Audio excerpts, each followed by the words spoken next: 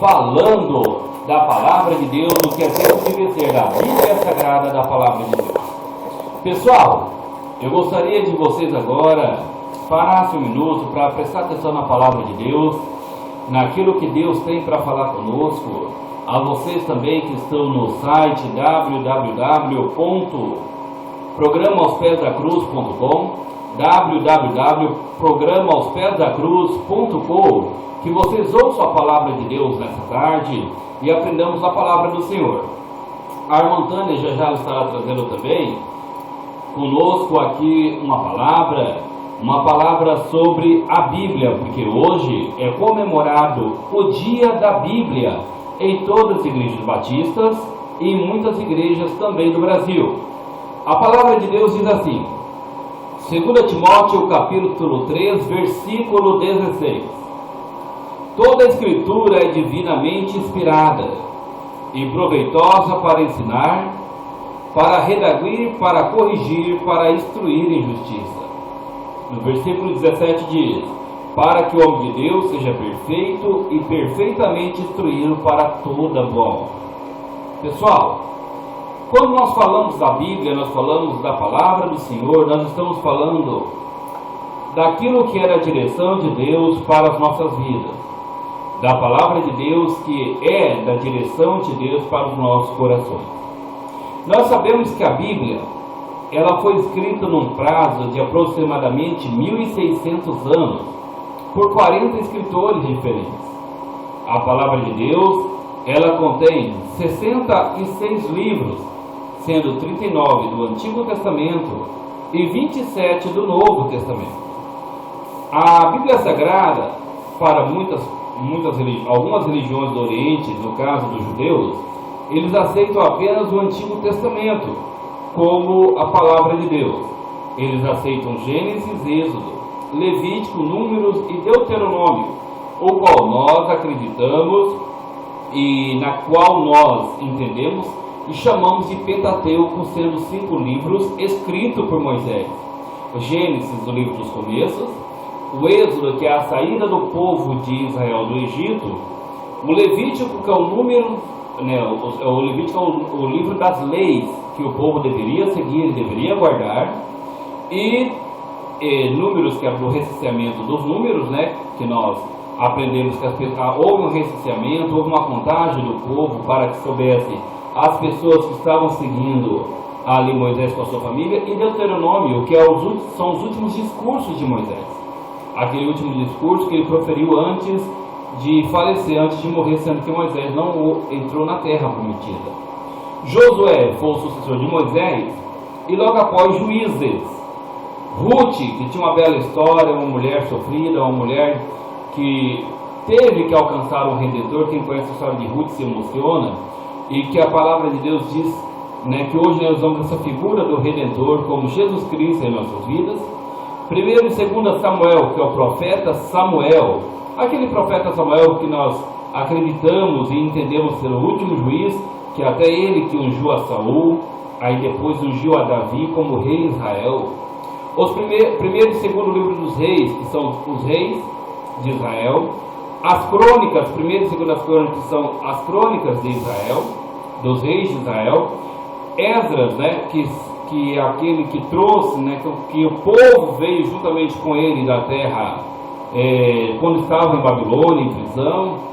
Neemias, que foi aquele que o ajudou na construção do templo, ali juntamente com Esdras. E aí, a partir daí desses livros históricos, vem os livros poéticos, aqueles livros que eles contêm apenas poesia, mas são livros poéticos porque falam da pessoa do Senhor, e aonde nós acreditamos os maiores mistérios, que eles falam da criação do mundo, falam das reflexões dos profetas e da palavra de Deus, que são os livros de Salmos, Jó, Salmos, Provérbios, Eclesiastes e Cantares de Salomão. Cantares de Salomão, inclusive, era o costume do povo judeu ler esse livro na Páscoa. Era um livro que falava de casais, é um livro que fala sobre vida de casal, vida conjugal, e ele era um livro lido sempre na Páscoa, para que os casais tivessem aquela reflexão de amor dentro do casamento, aquela reflexão de amor dentro da celebração da Páscoa. Também temos os profetas maiores, que é Isaías, Jeremias, Lamentações de Jeremias, Ezequiel e Daniel, que são como se chamar os profetas maiores, não porque profetizaram tiveram mais profecias, ou porque foram melhores, mas porque os livros são maiores na realidade. A partir daí vem os profetas menores, que são Oséias, Joel, Amós, Obadias, Jonas, Miqueias, Naum, Abacuque, Sofonias, Ageu, Zacarias e Malaquias, que são os profetas menores. Então a Bíblia foi organizada no Antigo Testamento de uma forma que esses 39 livros fossem organizados para que melhor nós pudéssemos entender a palavra de Deus. É claro que não cronologicamente, não quer dizer que Moisés viveu primeiro e Malaquias foi o último de todos. Não, houve profetas que profetizaram, inclusive ao mesmo tempo, que se conheceram na época onde um profetizava e o outro também. Mas é de uma forma que nós possamos entender a palavra de Deus de uma forma mais ampla e mais organizada. A partir daí, o Novo Testamento ele vem com os 4 evangelhos, sendo que os evangelhos foram o evangelho de Mateus, Marcos, Lucas e João. Os 3 evangelhos, primeiros, Mateus, Marcos, Lucas e João, são considerados evangelhos sinóticos. Eles têm várias histórias, vários testemunhos parecidos, vários testemunhos onde um se completa com o outro. Mateus, Marcos, Lucas e João. Mateus, apóstolo do Senhor. João, Marcos, que a palavra de Deus fala que tinha um parentesco próximo a Barnabé. Acredita-se que escreveu este livro baseado no relato de Pedro, porque Pedro ele foi um apóstolo e também foi instrutor, foi aquele discipulador daquela pessoa que levou a palavra de Deus ao conhecimento de Marcos. E aí nós temos o apóstolo João, que é o apóstolo tão conhecido pelo amor, por ser aquele apóstolo a quem Jesus mais amava, citado no seu próprio livro. O Atos dos Apóstolos, ele vem com Atos da Igreja Cristã, os primeiros passos da Igreja Cristã. E a partir daí vem as cartas paulinas, as cartas escritas pelo apóstolo Paulo, que são Romanos, 1 Coríntios, 2 Coríntios, Gálatas, Efésios, Filipenses, Colossenses, 1 e 2 Tessalonicenses, 1 e 2 Timóteo, Tito e Filemon.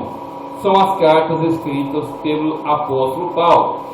As cartas pastorais, que são as cartas direcionadas a 1 e 2 Timóteo e Tito, que eram as pessoas que precisavam sempre daquele aconselhamento pastoral para a igreja.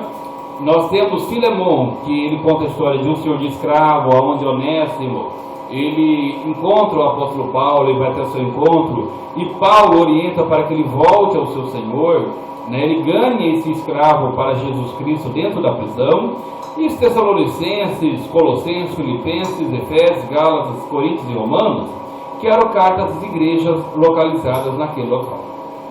Nós temos o livro de Hebreus, que fala como tema principal o sacrifício vicário de Jesus na cruz, ele como sumo sacerdote, vindo ali da tribo de Judá, da ordem de Melquisedeque, que não era aquele sacerdote que vinha de Levi, mas era um sacrifício vivo que vinha da tribo de Judá, mas que foi dado por Deus para a nossa redenção. E ali Hebreus ele traz muitas palavras gostosas direcionadas a tribos, aos hebreus, as tribos dispersas, ou os hebreus que estavam em várias partes do mundo. Até hoje não sabe-se ao certo quem foi o seu escritor, mas a palavra de Hebreus ela é muito forte. Ela é uma palavra muito séria, é uma palavra que traz dentro do nosso coração o sentido amplo que o Espírito Santo tem falado através desse autor. Tiago, que é o apóstolo Tiago, nós sabemos Tiago, 1 e 2 Pedro, também escrita pelo apóstolo Pedro, 1, 2 e 3 João, Judas, que já não é aquele Judas, o Iscariotes, é o Judas, aquele outro Judas que aparece, que segundo nós entendemos e consta de nome, de irmãos que Jesus tinha pela parte de pais, que era Tiago, que era Judas, meu irmão de Jesus, e Apocalipse de São João, que é essa revelação a respeito desses últimos tempos. A Bíblia ela não foi escrita em papel, ela foi escrita, na maioria das vezes, ela foi escrita em pergaminhos. Esses pergaminhos, inclusive, eles duraram, dependendo a certo tempo, mas como houve várias destruições, houve várias revoltas, muitas coisas se perderam, mas eles eram escritos abundantemente, havia muitas escritas desses pergaminhos. Os escribas, né, as pessoas dotadas, eles iam escrevendo as cópias e escrevendo, fazendo as cópias das cópias, para que não se perdesse, até porque o pergaminho era um papel que não resistia muito ao tempo. Na época ele era feito de papiro, ou então era feito de couro de próprios animais ali no deserto, para que pudesse ser escrito. A Bíblia foi escrita em 3 idiomas, hebraico, grego e algumas partes em aramaico, que era o idioma mais pobre da região ali de Israel, que acredite-se que foi falado pelo próprio Jesus Cristo, porque era da sua região, da região da Judéia, daquela região onde Jesus vivia, onde Jesus estava.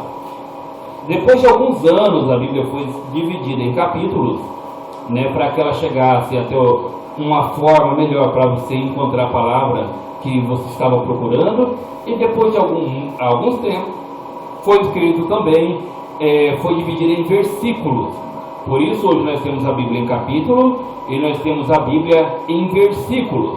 Então, quando Lutero veio a partir da Reforma, Lutero ele trouxe a Bíblia já para o alemão, porque naquela época a Bíblia era traduzida e lida somente em latim. Então não era tão popular como nós temos hoje. Se nós formos contar, aqui nós temos várias Bíblias somente nesse ambiente aqui da própria rádio. Naquela época era um momento difícil. Isso veio solidificar, e muitas dúvidas que as pessoas tinham quanto aos originais, eles perduraram por muitos e muitos anos, e as pessoas começaram a levantar dúvidas sobre os originais da Bíblia. Só que em 1947, um pastor de ovelhas, ele andava ali pelas montanhas de Corã, e ele viu uma das cavernas, um local ali que era como se fosse oco, um lugar como se tivesse uma certa abertura, e jogando uma pedra ele viu que ali dentro dava um certo estalido. Quando aquele pastor de ovelhas, não era um pastor como nós vemos no dia de hoje, era um pastor de ovelha, ele entrou dentro daquela caverna, ele encontrou vários e vários potes de barro. Dentro desses potes haviam vários e vários manuscritos. Levados aos especialistas, descobriram que esses manuscritos eram manuscritos que datavam de 1000 anos antes de Cristo. Talvez guardado por uma seita chamada essênios, que eles eram muito zelosos pelas escrituras e guardavam da melhor forma possível, da forma de conservação. Por ser uma caverna e estar sempre aquele ambiente gelado e ainda dentro de um vaso de barro, talvez seja por isso, e acredito que seja por isso, que tanto durou, tanto tempo ficou ali, sem que ninguém ao menos descobrisse aquele grande tesouro. Só que a partir daí, quando foram traduzindo, eles perceberam que os livros encontrados eram iguaizinhos, eram semelhantes, eram praticamente idênticos aos que já haviam traduzido da palavra de Deus. Ou melhor, mais do que provado que anos e anos se passavam, mas os copistas traduziam a Bíblia no grego, traduziam a palavra de Deus em grego, e jamais essa palavra deixou de ser real, deixou de ser séria, deixou de ser sincera para nossas vidas. Então nós falamos sempre, se você quiser que a palavra de Deus esteja em sua vida, esteja na sua casa, esteja no seu coração, então você leia a palavra de Deus, leia a Bíblia Sagrada. Leia a Bíblia Sagrada sistematicamente. Você pode ler sistematicamente de Gênesis a Apocalipse. Se você deseja ler as epístolas pastorais, você pode ler as epístolas pastorais, que são as epístolas de Timóteo, de Tito. Se você acredita que você deve encontrar mais o seu respaldo em Romanos, faça um estudo bíblico sobre Romanos.